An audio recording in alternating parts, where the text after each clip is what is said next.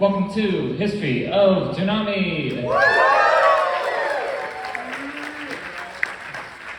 up, Toonami faithful? Time for another panel.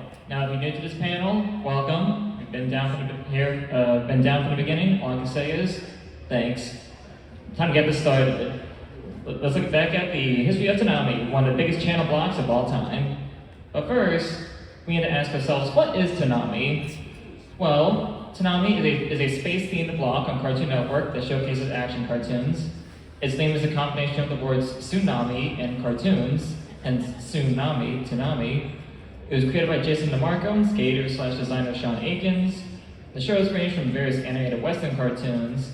It has CGI characters that serve as the block's hosts and assistants, all of whom are full of personality and character. And it had story arcs that expanded on the block's universe. Now then, let's start from the very top with Cartoon Network. Cartoon Network is a channel created in 1992 by Turner Broadcasting and Hanna-Barbera, and also owned by Warner Brothers. The channel was meant to showcase old Hanna-Barbera cartoons to kids 24/7. The original programming started to surface in 1993 with the introduction of Space Ghost Coast to Coast.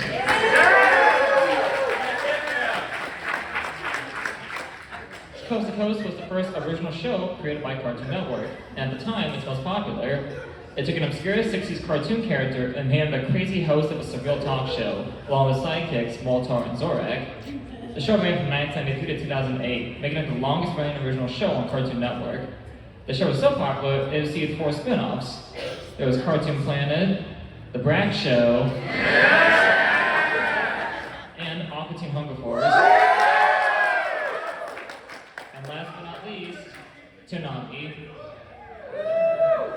Created in 1997, Toonami acted as a replacement for The Power Zone, an action block on Cartoon Network created 5 years prior. Toonami aired action cartoons for 3 hours on weekday afternoons. The block also has some surprisingly high production values given that it utilized CG animation, which was really expensive back in the late 90s.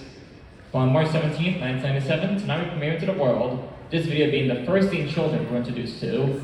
This broadcast is intended solely for all audiences. Any broadcast with the express living examples of the music of Toonami and Cartoon Network is strictly prohibited.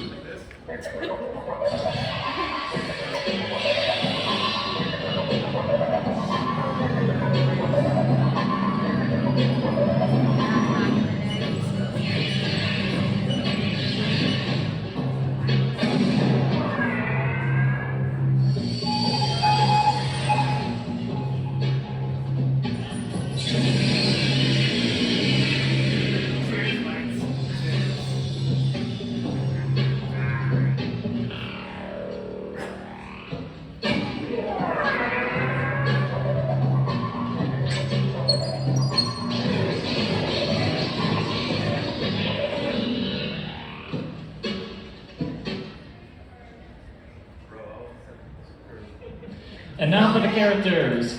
First we have Moltar, voiced by animator Seymour Croker.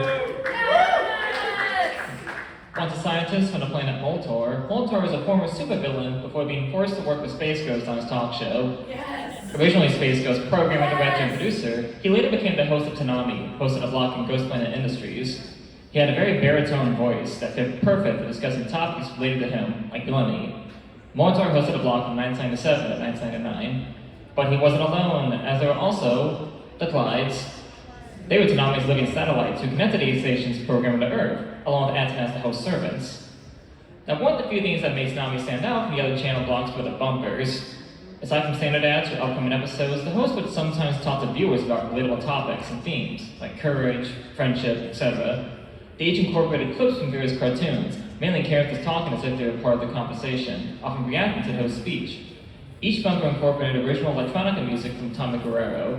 One such bumper during the Moltar era was this. What is that thing up against anyway? I bet. Exactly. Stand there like a dummy.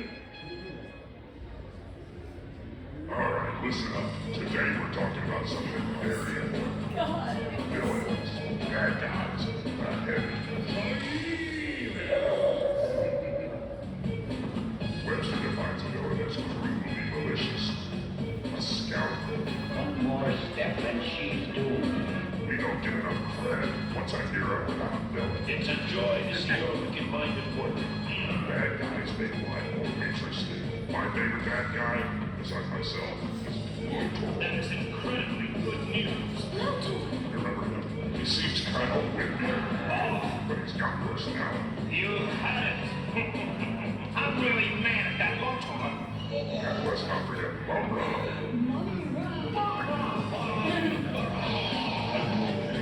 Another one of my favorites. I can't believe it. That man was lucky. You know, it's not easy going out there, man. They make it look unsafe.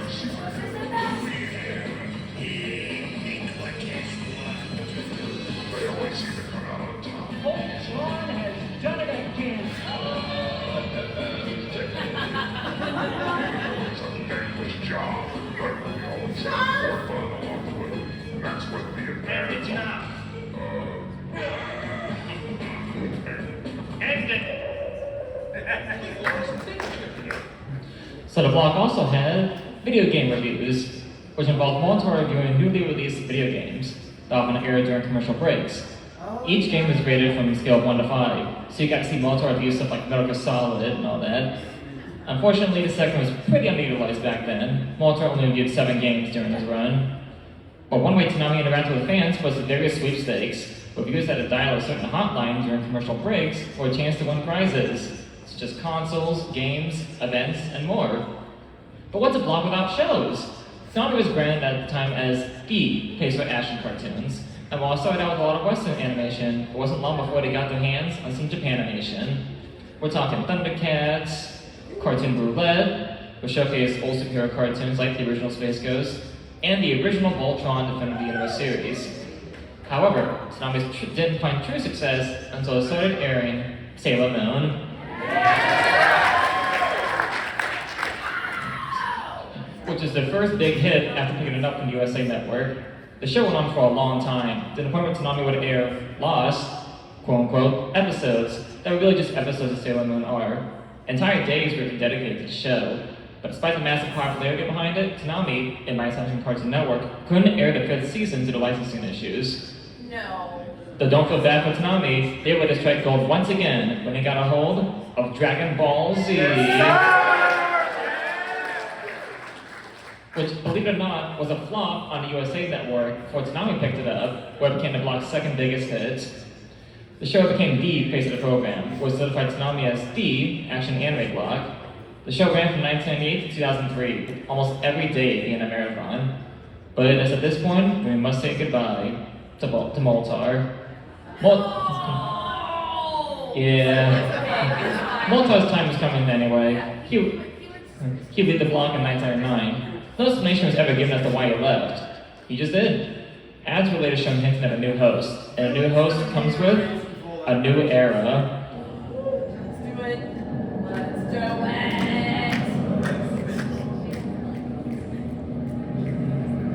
Yes.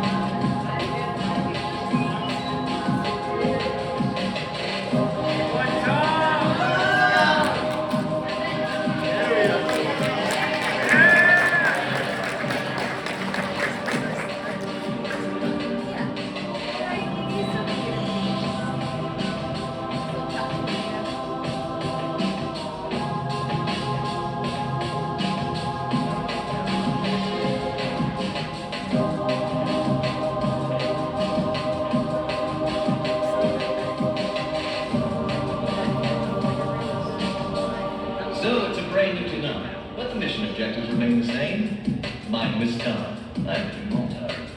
Welcome aboard the Ghost Planet Spaceship Absolution, Cartoon Network's first and only interstellar broadcast and exploration vehicle. I'll give you the tour later. From this day forward, she is completely responsible for all Toonami transmissions. I'm taking you guys into the new millennium. No big changes now, same shows, same attitude, new place to get back into it later.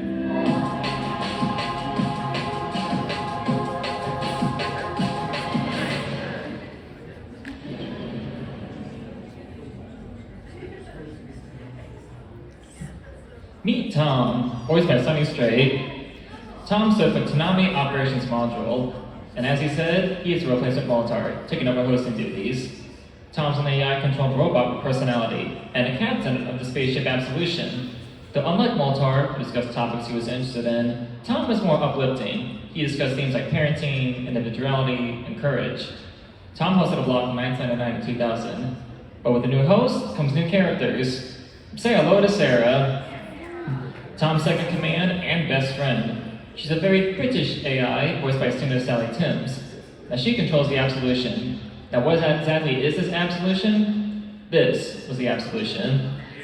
Full name Ghost Planet Spaceship Absolution. This ship was bought by Moltar, but he ended up not piloting it due to being afraid to venture off into space.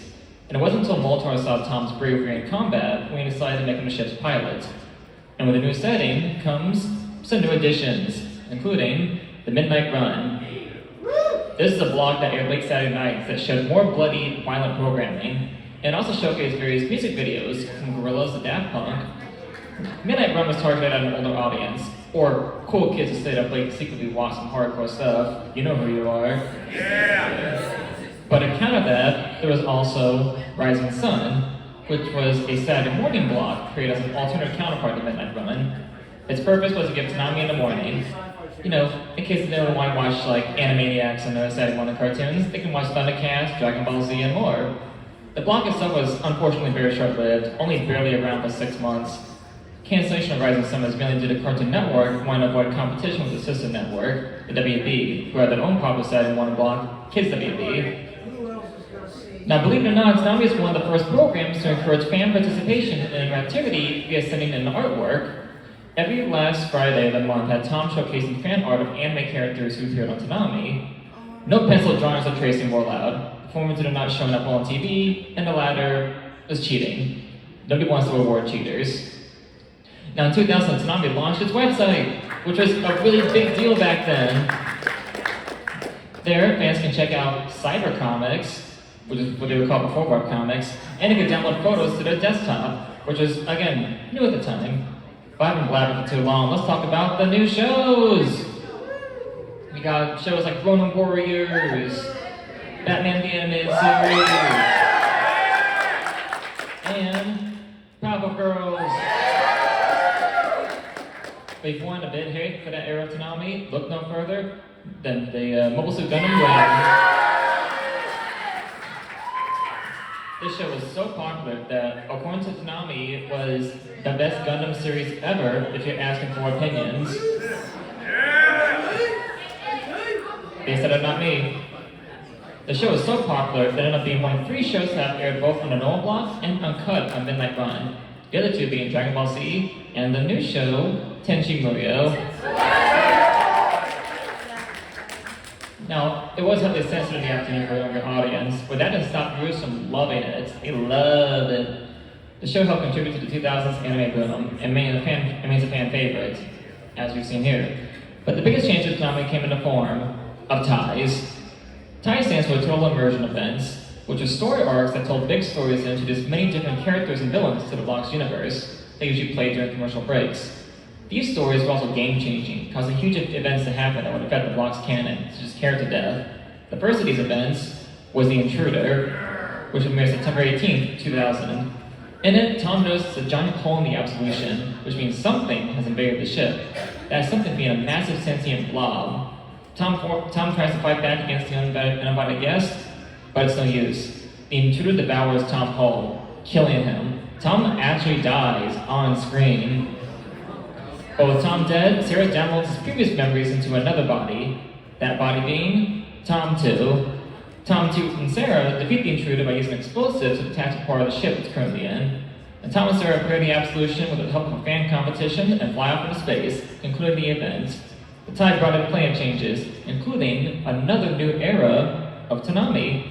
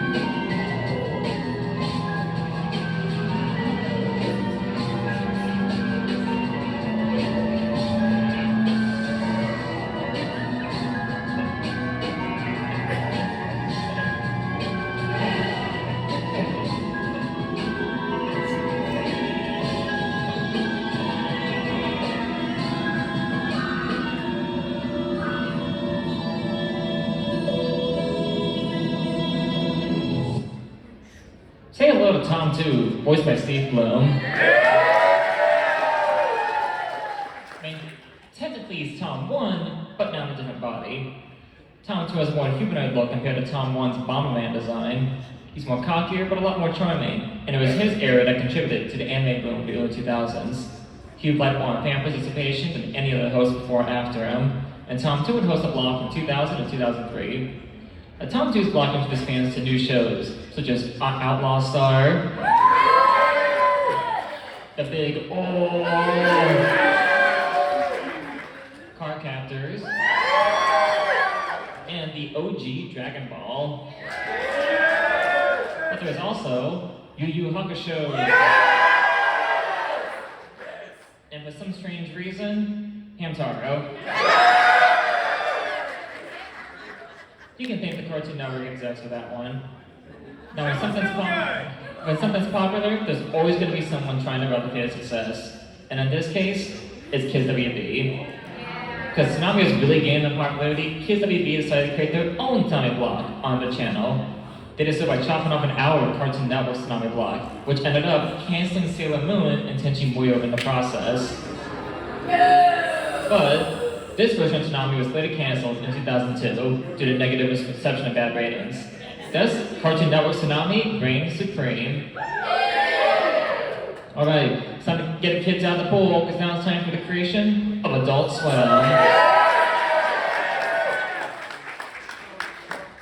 Adult Swim was a program on Cartoon Network created by former head of programming Mike Laszlo that launched on September 2nd, 2001. The program, given its namesake, showcased cartoons primarily targeted towards teenagers and, of course, adults.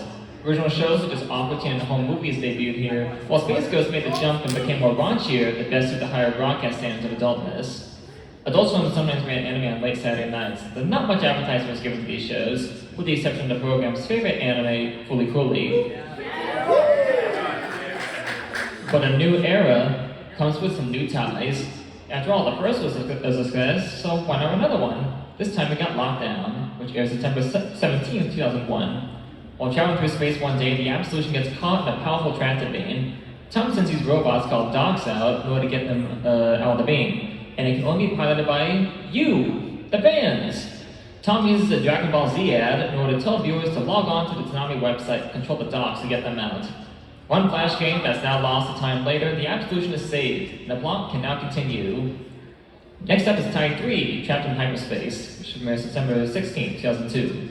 Tom and Sarah traveling back to Earth. Things are going great when suddenly, Sarah gets hijacked by a chaotic virus named Swayzak, voiced by Michael Dorn.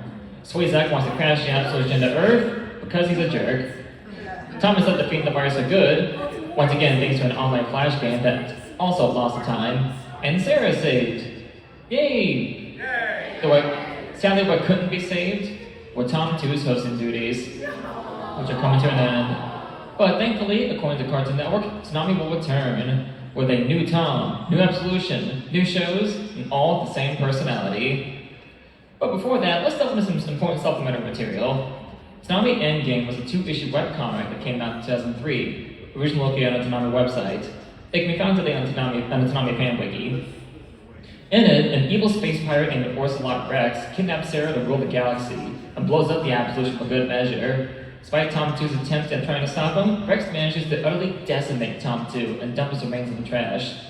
But all isn't lost, as Tom gets rebuilt by Rex's rebellious slaves and becomes Tom 3, whereupon he kills Rex by stabbing him with a fork. It makes sense in context. Yeah! So Sarah is saved, a new ship is required, and Tom 3 gets to become the new host of the show. Speaking of which...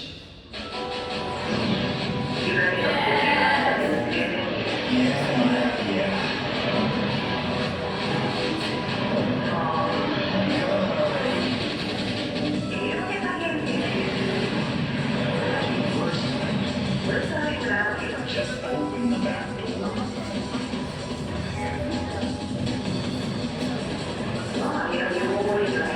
45 seconds is plenty of time.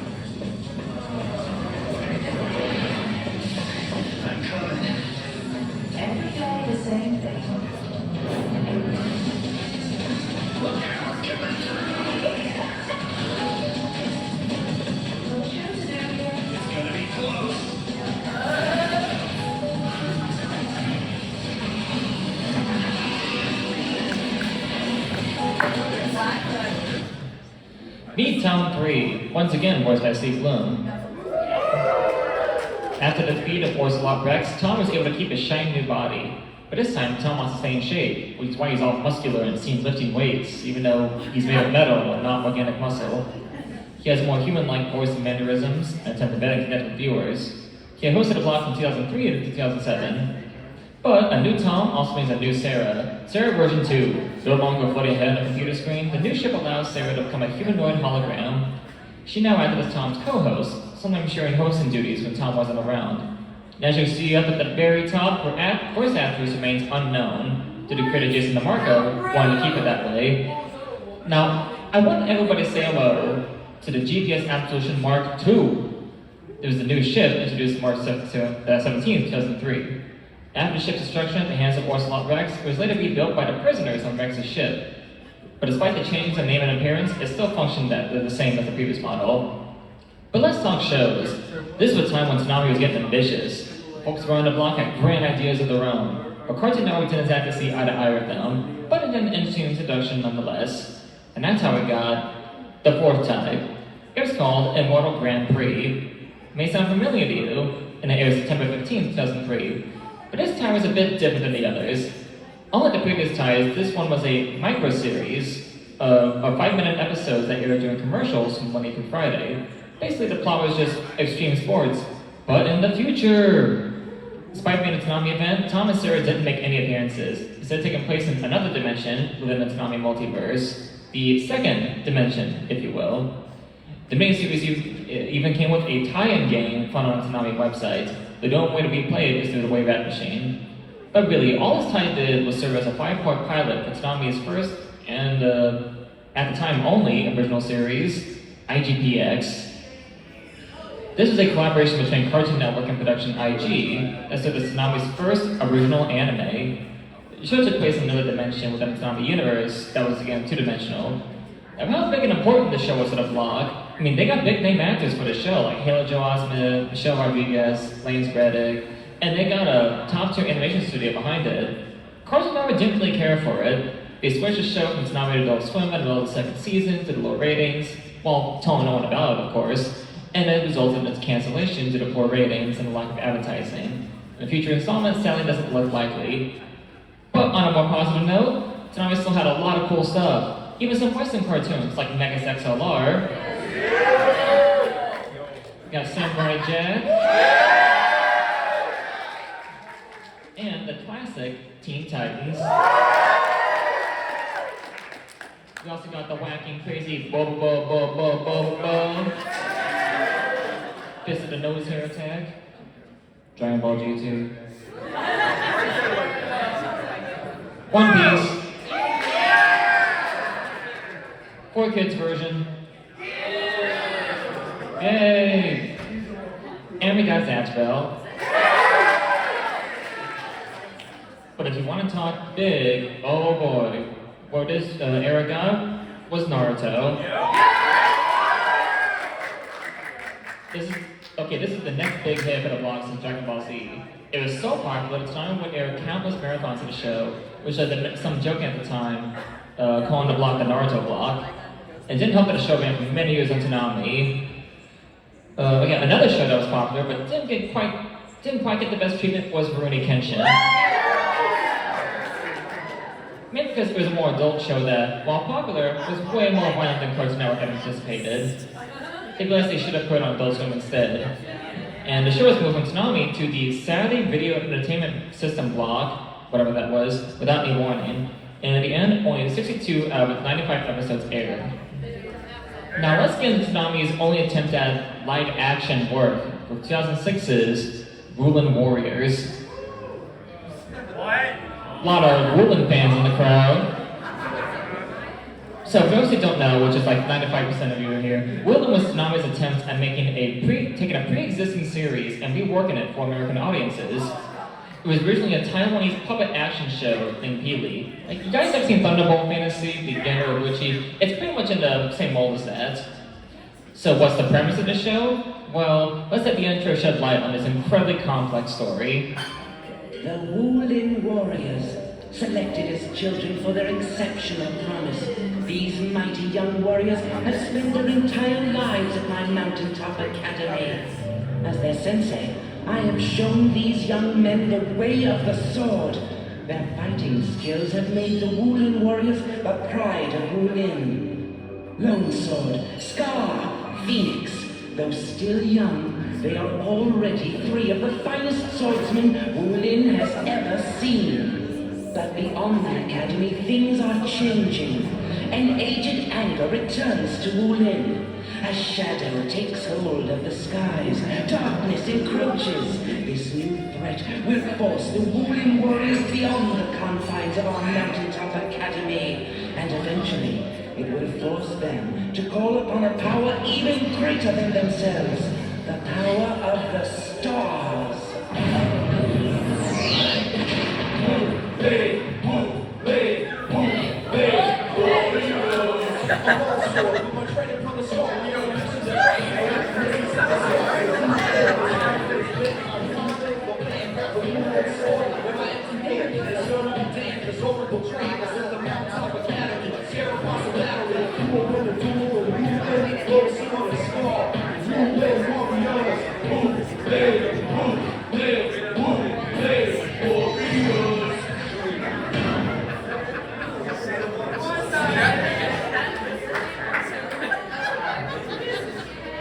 Oh, it did premiere all right. Because when it did, Wulin garnered extremely negative reviews. It was cancelled after 2 of its 14 episodes aired. Though, if you're curious, every episode can be found on YouTube. All 14, but you didn't hear that from me. And Toonami creators revealed many years later that they were forced to run the show by Cartoon Network. They knew it was a terrible idea. They even said to the executive pitched it, this is a bad idea, but they went with it anyway. And speaking of bad news, on April 17, 2004, something big happened to Toonami. The schedule changed. No longer was it a weekday afternoon block, it was now a block on Saturday evenings. This is due to Cartoon Network wanting a more middle school, high school demographic. So what did take Toonami's place? Magoozy, which on April 19, 2004. Magoozy is originally an underwater-themed blog that aired on weekday afternoons, taking Toonami's place. The blog showed more lighthearted content like Code Lyoko and Totally Spies. And while fans complained at the time, but Magoozy did go on to obtain a following of its own and will stick around for a few years. Now then, let's talk Jetstream. Toonami Jetstream, that is. Toonami Jetstream was an ad-supported online streaming service that allowed fans to view anime, music videos, game reviews, and more. Launched on July 17, 2006, it was meant to be a replacement for Toonami Reactor after the shutdown.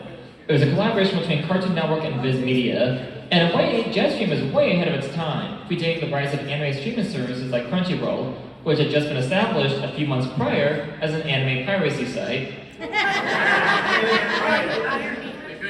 Humble beginnings. But all good things must come to an end. As Tom 3 would no longer host Toonami, a teaser was shown showcasing new Clyde robots along with the date March 17, 2007, and Tom's chest emblem glowing blue. What fans witnessed on that day was something they would never forget.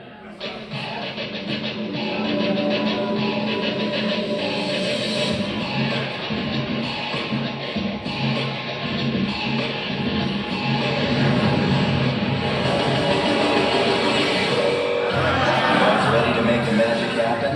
All right, boys, let's do this.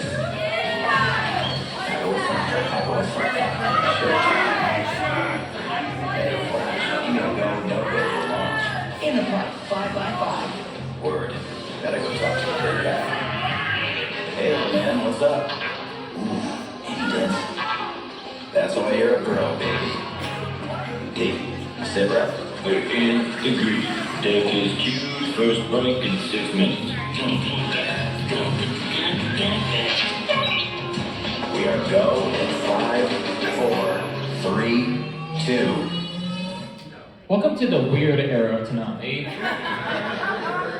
Meet Tom 4, an attempt by the network and Sean Akins, co-creator of Tom, to make Tom more kid-friendly. The network wanted to focus on that kid demographic rather than the aging teenage fans that grew up with the show.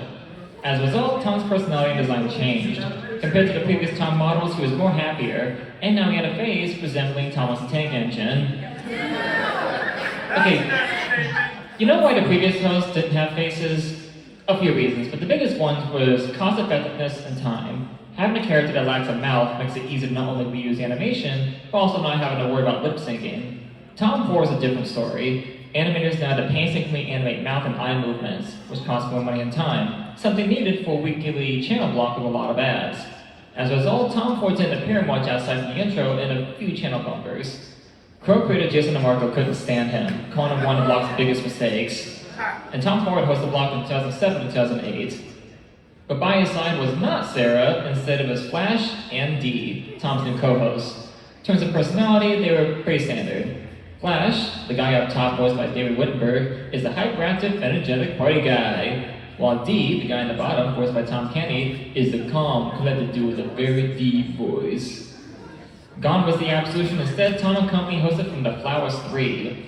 It was this giant flower-shaped broadcasting station that was located on an unnamed planet that was both the desert and the jungle, though we didn't get to see much of the planet besides the station.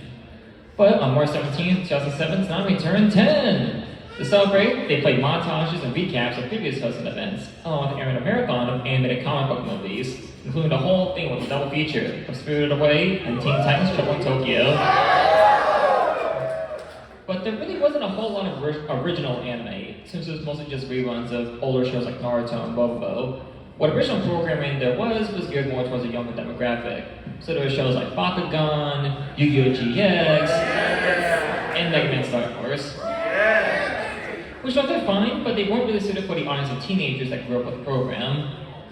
But during the month of September 2008, tragedy struck the heart of fans. At Anime Week in Atlanta, the folks behind Toonami announced its cancellation. The block was leaving, but not without saying goodbye. Well, this is the end, beautiful friends. After more than 11 years, this is Toonami's final broadcast. It's been a lot of fun. We'd like to thank each and every one of you who made this journey with us. Toonami wouldn't have been anything without you. Hopefully, we've left you with some good memories. So, until we meet again, stay gold.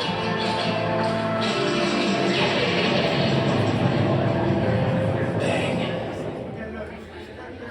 This is a sad time because Toonami wasn't just an ordinary blog. All the sweepstakes, all the fan art showcases, it made Tom and friends feel like they were really there and interacting with us, despite being fictional characters. On this day, fans didn't just lose a program, they lost a friend. A friend was there for them whenever they needed them the most. So how could such a beloved blog like Toonami get cancelled? Well, there were many reasons. Contrary to popular belief, it was not endless Naruto reruns that did the program in. Many fans like to think it is, but it isn't. The primary reason given was that by the creators themselves was that the ratings were at an all-time low. Not many people were watching the block anymore, either because they wanted to fan the current lineup of shows, or the ones young fans grew up and moved on to other stuff. Another possible reason the block got cancelled was that Cartoon Network was going through a tough spot during this time, thanks to the 2008 economic crisis, as well as spending money on shows that didn't go anywhere. And since Toonami was taking up most of their budget despite not having the ratings to show for it, they pulled the plug. Cartoon Network was also going through a really nasty shift in management during this time. After the notorious Aqua Teen Boston Bomb scare in 2007, previous host of Cartoon Network, Jim Samples, was replaced by Stuart Snyder, who became infamous for sending the network into a dark age. Remember seeing Real? That was him, baby. During Toonami's cancellation, that's when they started getting the live action shows, because they were cheap reality shows, they didn't give much of the network's budget. But possibly the ultimate reason was that anime was losing its stride from the West.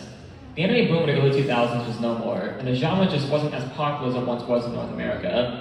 A blog without a serious audience is seen as a waste of time, a waste of space for possibly better shows, and a waste of money, so it was swiftly canceled as a result. As a result of the blog's cancellation, all animes moved to either Saturday nights on Adult Swim, or early in the morning before kids had to go to school.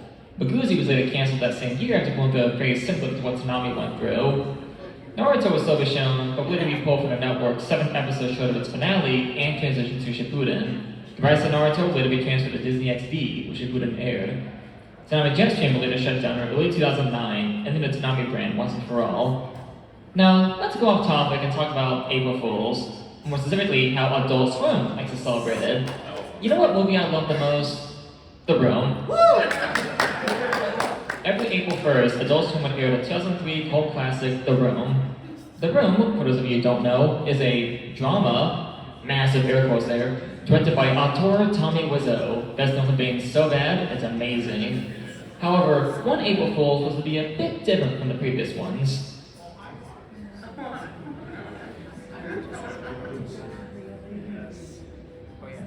Yeah, on April 1st, 2012, you were expecting Tommy Wiseau's masterpiece. We're in for a surprise.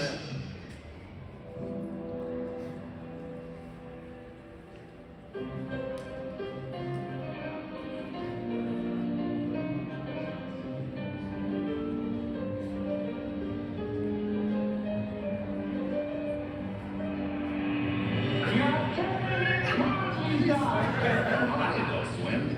Got the results of the test back. Definitely have April Fools.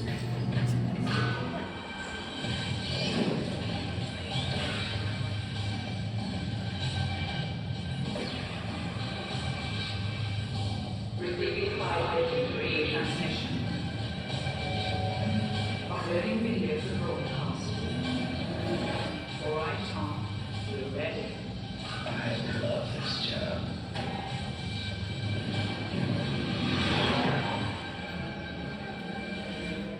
To say the fandom rejoiced would be a huge understatement. So here we have Tom 3.5, a slightly upgraded version of Tom 3. These are retcons so that Tom 4 would now be a separate character from the Tom we're more familiar with. Tom 3.5 gave his God's hosting duties back thanks to Tom 4 giving him permission to run the show in his place. And then the April Fool's special was met with acclaim and surprising many. And as a result of the acclaim, Adult Swim launched a Twitter campaign to bring the program back. Unlike most campaigns, this one actually worked. And Toonami would return to television on May 16th, 2012.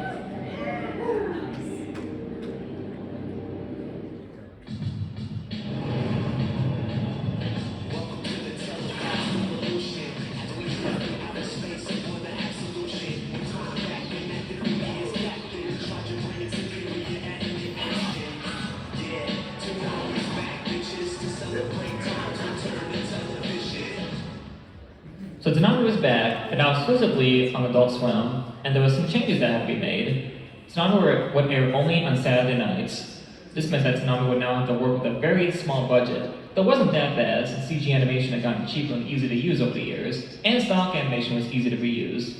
However, the lower budget also meant less crew members and animators.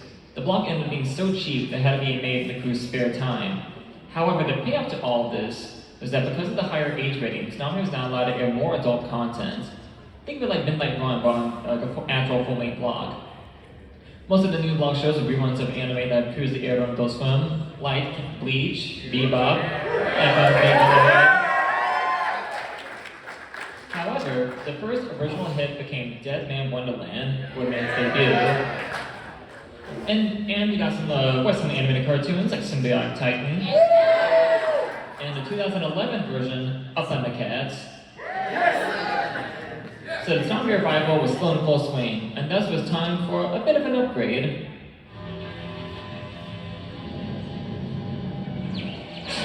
Sarah, how you been? Hello, Tom. It's good to see you again. No doubt. Been too long. Are you ready to begin? Oh, yeah. Just gotta figure out how to run this new baby. So now we got Tom 5, big upgrade from him. Now while Tom lost his previous muscle definition, he can still put up a fight. And he's also a lot more profane now, taking advantage of being an adult programmer block. Tom 5 is also now a wannabe artist. He's keen to using painting and writing poetry. I mean, you gotta have some hobbies while flying through space. Tom 5 was the longest running host since Tom 3, having hosted Toonami from 2013 to the end of 2019.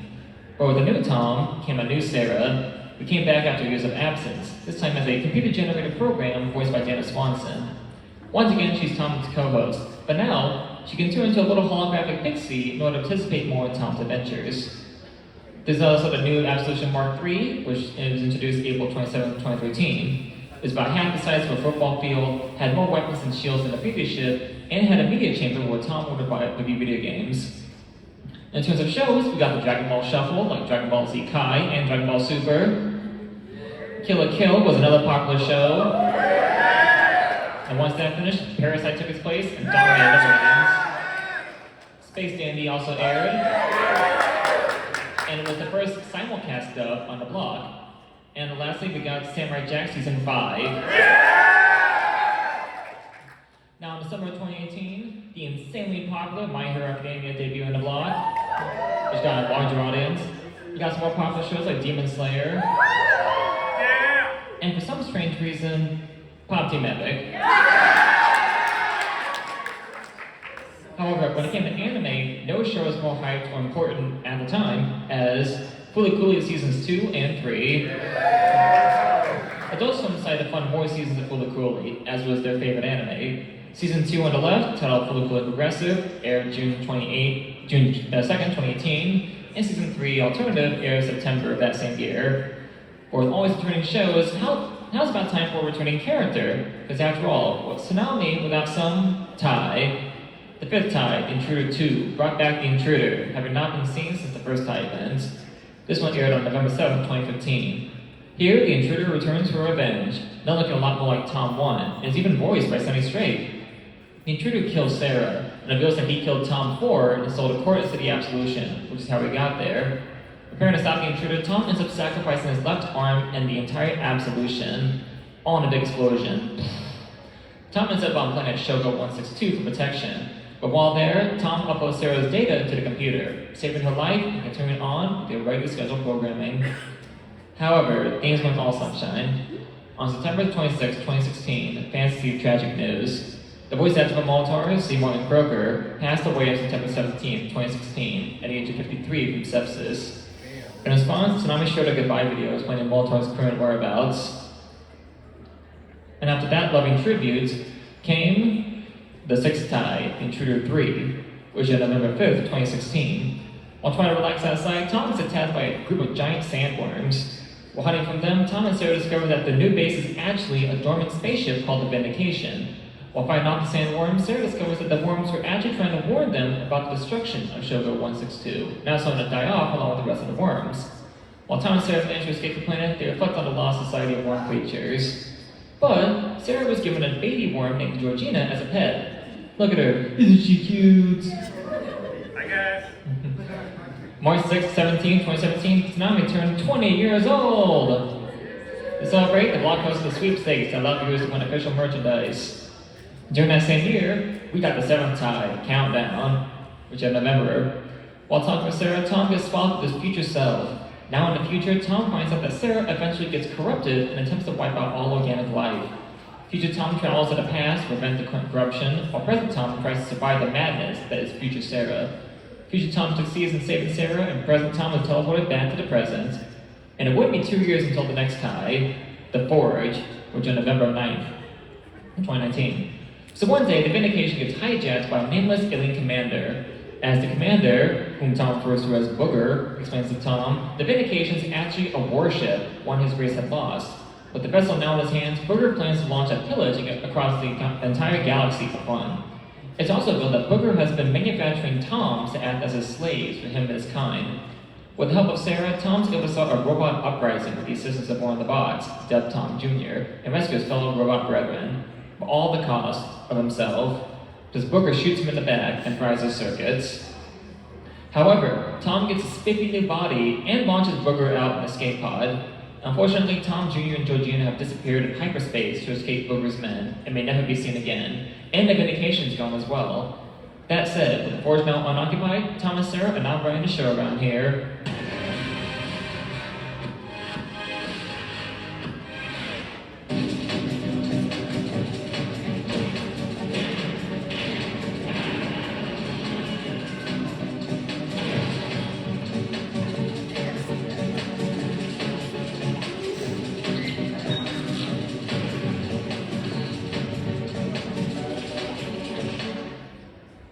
Say hello once again to the new Tom.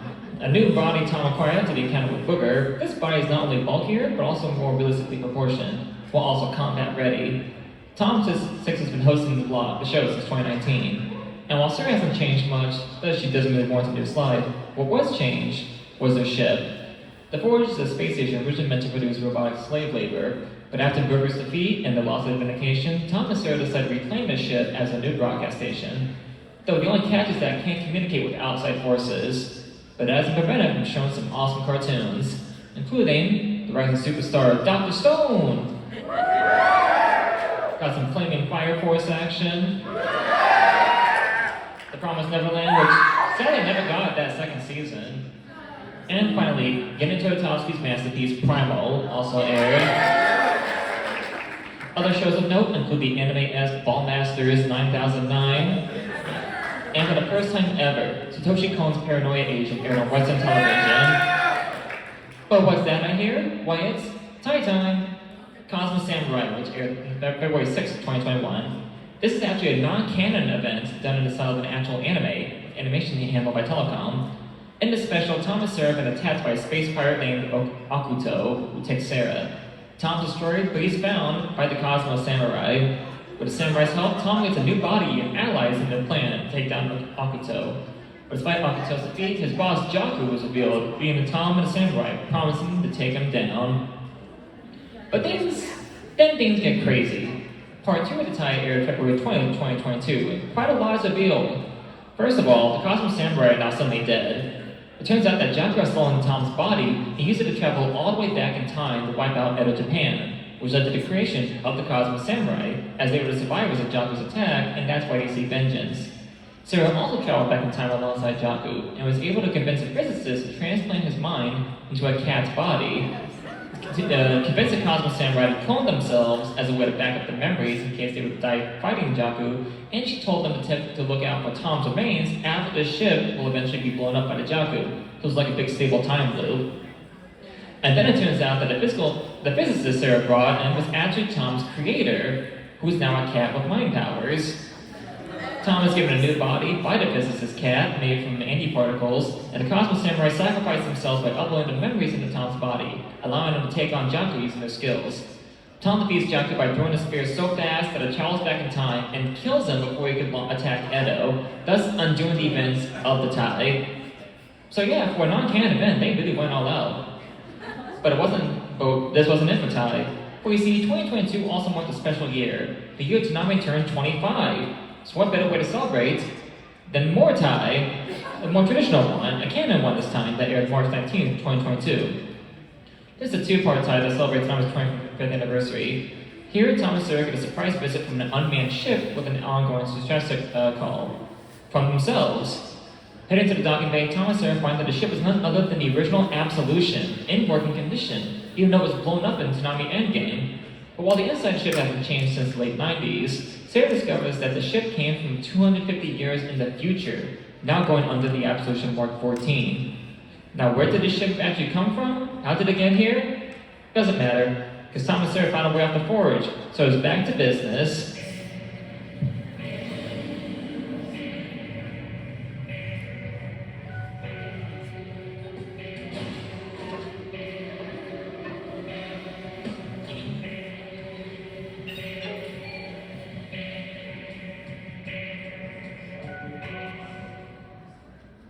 For new shows, we got Attack on Titan's final season.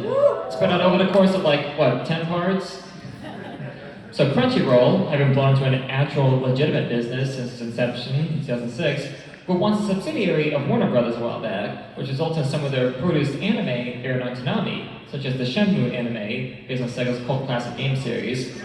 But also around this time, several original Adult Swim shows were debuted on Toonami as well. So we got some stuff like My Adventures of Superman, and Genndy Tartakovsky's latest show, Wulin Warriors Eternal. Now, who wants more Cooly? Adult Swim does, because they funded 2 more seasons! It'll never end! The first was Cooly Grunge, which was this kind of mixed media CG animated season, and the second was Cooly Shoegaze, which was more traditionally animated. Reception to these were mixed at best. And now we've caught up with the present. Toonami is a block that many hold dear to their hearts, with its characters, setting, interactivity, and programming. The block introduced many to the concept of anime, even some old action cartoons they probably wouldn't have watched. It was a very nostalgic program for some, with many sad that it had to go. But fortunately, according to the creators, Toonami is here to stay. Thanks for coming, everybody.